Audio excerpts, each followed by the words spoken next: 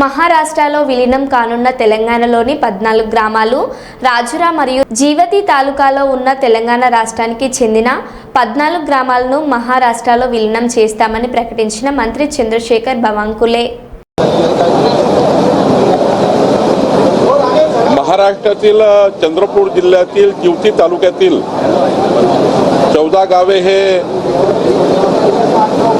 तेलंगणा आणि महाराष्ट्र बाउंड्रीवर आहे आणि ही 14 गावं महाराष्ट्राच्या जमाबंदी आयुक्ताच्या रेकॉर्ड प्रमाणे ही सर्व गावं महाराष्ट्राची आहेत।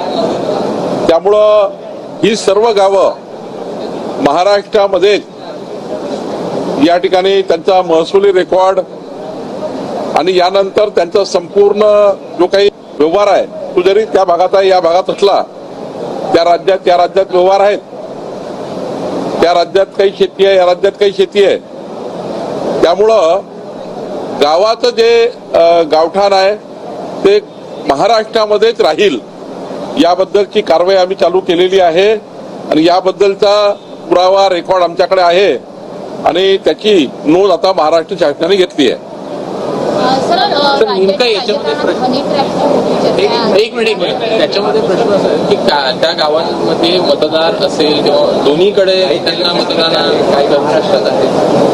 100% महाराष्ट्राचे मतदार आहेत। 14 गावातले नागरिक आणि महाराष्ट्रातच मतदान करतील। ग्रामपंचायती, जिल्हा परिषद, पंचायत समित्या, स्थानिक स्वराज्य संस्था निवडणुकीमध्ये सुद्धा त्या ग्रामपंचायतचा त्या ठिकाणी जे आहेत त्या महाराष्ट्राचाच भाग राहणार आहे। त्यामुळे यामध्ये काही कन्फ्युजन नाही। पण जी आहे ती तेलंगणामधून येते अशी देखील माहिती उपलब्ध आहे। तर त्या काही काळ असा होता की तिकडला व्यवहार इकडला व्यवहार सारखा आहे, बाजारपेठ, पण काही सीमा ओलांडण्याची एवढाच भाग आहे। लागून असल्यामुळे कुठेही आपण भाजीपाला आणतो, किराणा आणतो किंवा हॉस्पिटलला जातो, तो व्यवहार आहे। पण जर स्टेटस काय, घरं कुठले आहेत, गावठाण कुठलेला आहे, ग्रामपंचायती कुठल्या आहे, महसुली रेकॉर्ड कुठे आहे, तर महाराष्ट्रामध्ये आहे। त्यामुळे जीवती, चंद्रपूर मधले 14 ग्रामपंचायती गावं हे महाराष्ट्रात असतील आणि त्या महाराष्ट्रात आहेत।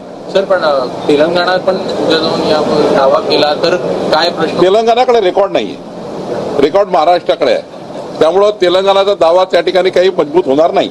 पण समाविष्ट झाले असं म्हणायचं की समाविष्ट करण्याची प्रक्रिया जवळपास झाली आहे। लवकरच त्याचा आम्ही अंतिम निर्णय करू।